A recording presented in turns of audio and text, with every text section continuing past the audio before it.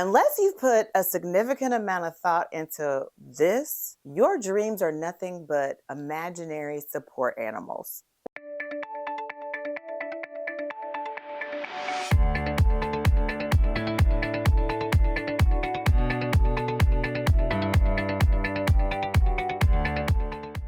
Listen, guys, in this video, I want to help you because I know last week we talked about the idea of your influence, experience, perspective, and passion, and the combination of those helping you to identify your purpose and in turn helping you to set the right goals. This week, I want to talk to you about those action steps that are required in order for you to actually work the plan that is going to help you turn your dreams into reality. And to do that, I'm going to hit a few points that I think are going to provide for you exactly what you need to turn those dreams into reality in a way that is realistic and not just some pipe dream that you hold on to like an imaginary support animal and never actually achieve. So let's dive into them. I have my notes here. I'm going to be referring to them because I want to get this absolutely right. In this video, I'm going to share with you your dream blueprint, your step, your game plan that is going to help turn those dreams into reality a lot faster. Given what I taught you last week, if you did not watch that video, please go back and watch it. We will link the card up here and it'll be linked down below. But in this video, this is what you are going to learn. The power of dream clarity, okay?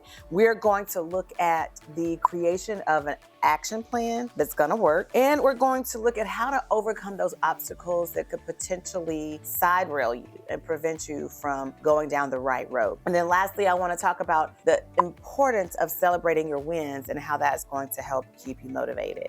Now, if that's something that you need to know more about because you find yourself at the end of the year holding on to your imaginary dream support animal, then keep watching today's video. Well, let's get started. Clarity.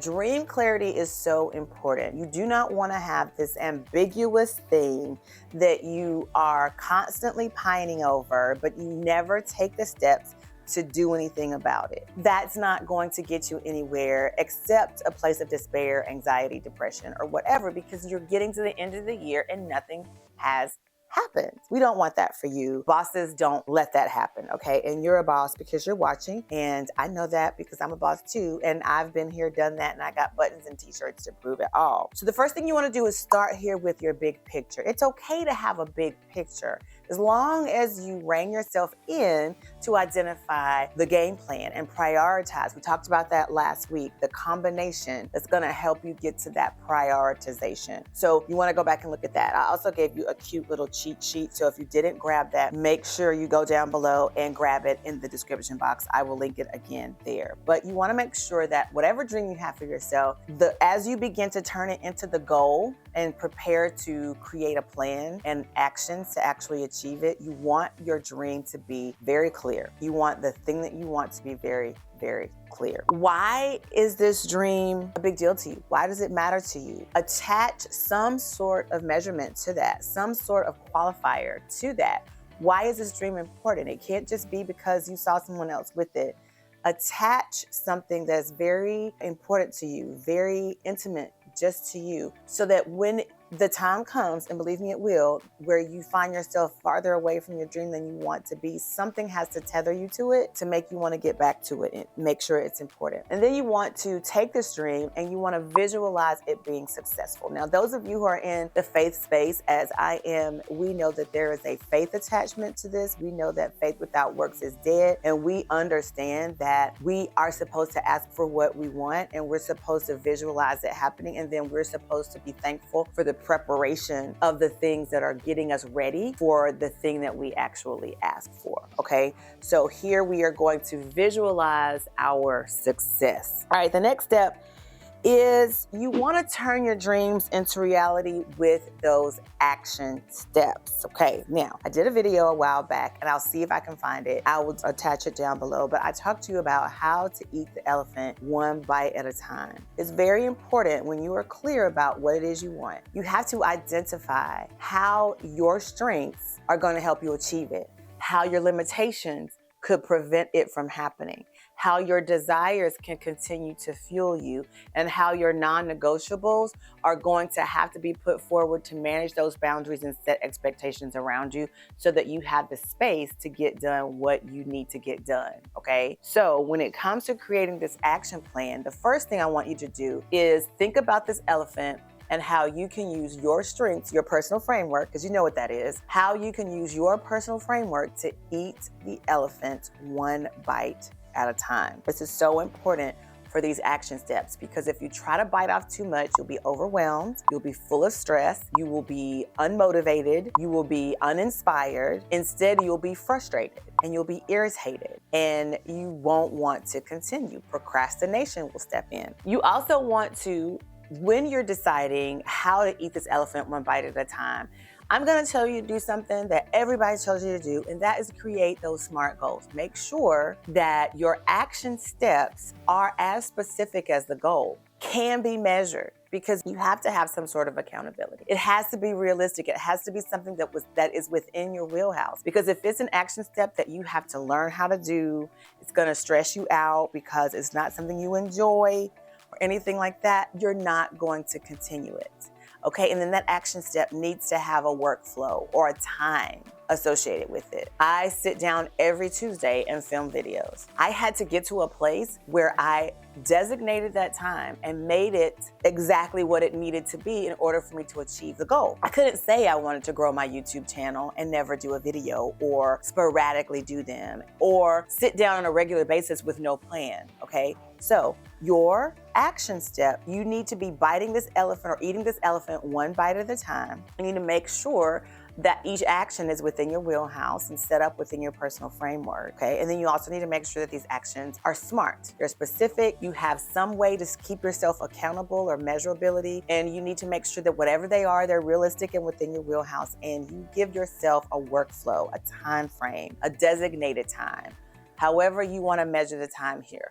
You need to make sure that you are doing that as well. And again, you're gonna use what you know about yourself, your self-awareness, and your passion, perspective, influence, and experience to determine exactly how you are going to prioritize those actions, okay? Now, let's move on. The next thing is you need to have a method to overcome these obstacles when they come your way, okay? The action steps that you're going to take, they're going to be met with opposition. There are going to be times when your schedules don't align with the things that you need to do. There are going to be times when something more important is going to come along, but it's not going to change the fact that you gotta get this thing done, okay, in order to achieve your goal. So I want you to think about ways to mitigate any challenges that might come your way. Expect them. I want you to embrace your action plan to overcome them, to mitigate them, to minimize them. You should have a plan of action to do that. And then I want you to stay motivated in spite of them. I get it. It happens. It's frustrating. So I want you to have a way to overcome the obstacles. Okay, next we need to start building some momentum. We need to make sure that whatever our actions are,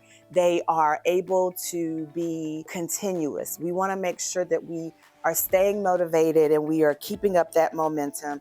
We're creating those actions and we're making sure that we are accountable over and over again to come back to them and make sure that we're doing them one bite at a time. Remember, we're eating this elephant one bite at a time. And so there has to be something that keeps us going, keeps us moving towards the goal, the momentum, like a snowball effect, okay? So I want you to take consistent action. Here is where habits come into play. Habit stacking, I heard before, habit layering. I love that terminology as well, where you take a goal and you do that one goal for a certain amount of time, and then you move to the next period of time and you add on another habit. You don't delete the other habit, you keep doing it, but you add on another. So then you just layer habit on top of habit. And so that's another way for you to actually stay consistent.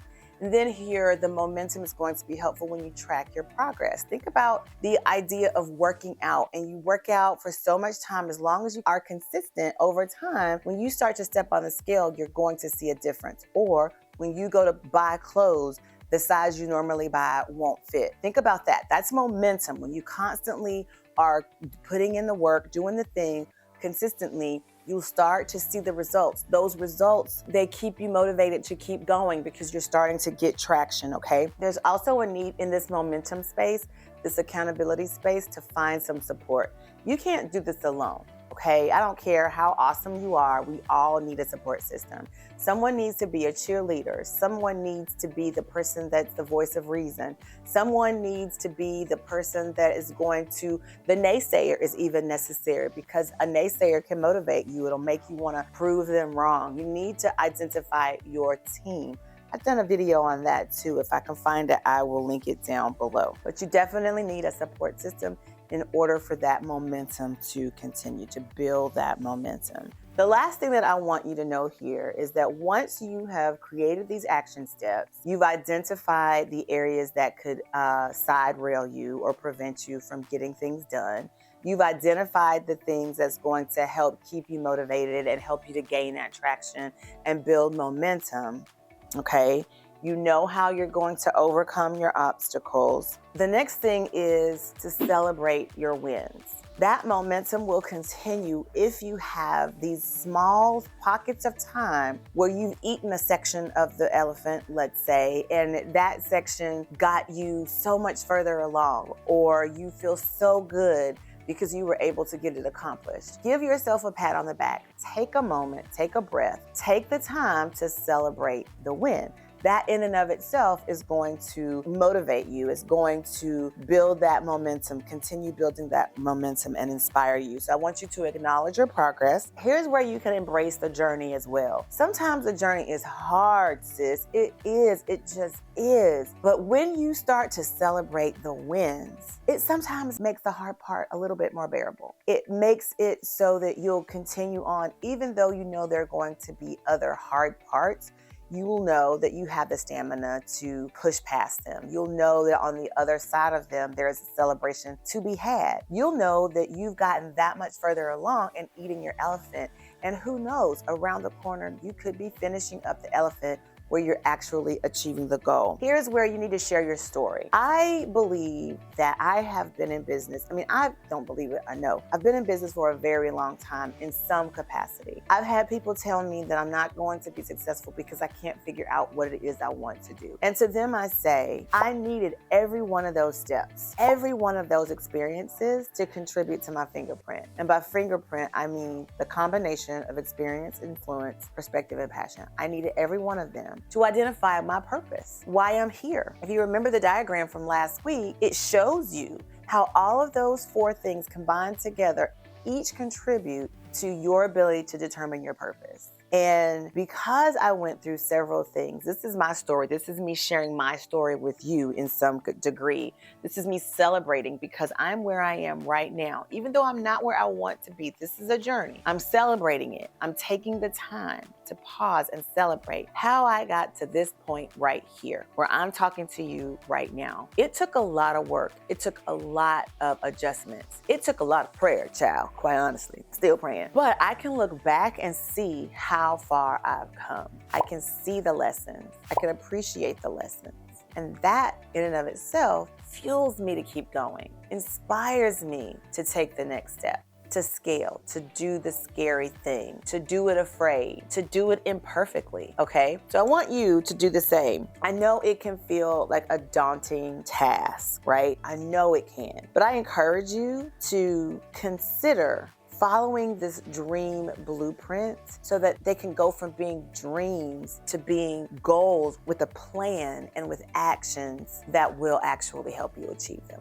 Okay? It's important for you to lead yourself, because until you can lead yourself, it's going to be very difficult for you to lead others or to lead yourself to success. Okay? It's going to be difficult for you to teach people how to treat you so that you have the right support system, so that everybody on your team, even those naysayers, have a place and they know how to treat you. It's going to be very difficult for you to set boundaries and manage expectations. Not only the expectations of other people, but the expectations that you have of yourself if you don't know how to lead yourself. In this next video, I'm sharing with you, I'm being very vulnerable, and I'm sharing with you some of my very own challenges, some of the things that I have come up against, and I'm providing you with ways that I became a good leader, but how you can also become an excellent leader and use the tools of strategic thinking to help you get there. All right, I hope you stuck around with me until the end, and if you did, thank you so very much. Go ahead and hit that subscribe button. I am trying my best to hit a goal this year of at least 2,000 subscribers. Let's see, maybe I'll get there with your help even more. I need these watch hours, so please make sure that you're watching it to the end of the video. Share it with other people, give it a big thumbs up, and leave a comment down below and tell me what you think of this week's video. All right, guys, see you next week. Bye.